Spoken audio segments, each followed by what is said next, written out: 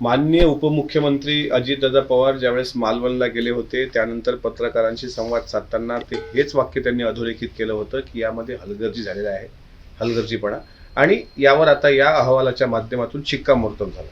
माझ्याकडे तो अहवाल आहे आणि त्या अहवालामध्ये स्पष्ट नमूद केलेलं आहे की या समितीत सिव्हिल इंजिनियर, तज्ज्ञ IT आणि नौदल अधिकाऱ्यांचा समावेश असणार होता.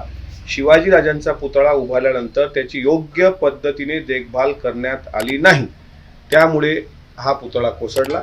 याला जो कोणी जबाबदार असेल, मग ते PWDचं खातं असेल, कॉन्ट्रॅक्टर असेल, इंजिनियर असेल, त्या भागाचे मंत्री असतील, कोणी असो, छत्रपती शिवाजी महाराजांच्या बाबतीत, त्या शिल्पाच्या बाबतीत घडलेली ही घटना ही देशद्रोहासारखी गंभीर घटना आहे.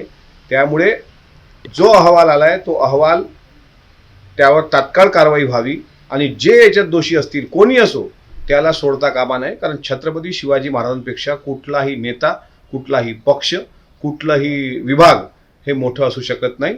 एक शिवप्रेमी म्हणून माझी सरकारकडे मागणी आहे की तात्काळ यांच्यावर कठोर कारवाई करा, कारण याला फक्त आणि फक्त त्या विभागाचा आणि इंजिनियर्स आणि कंत्राटदाराचा हलगर्जीपणा कारणीभूत आहे.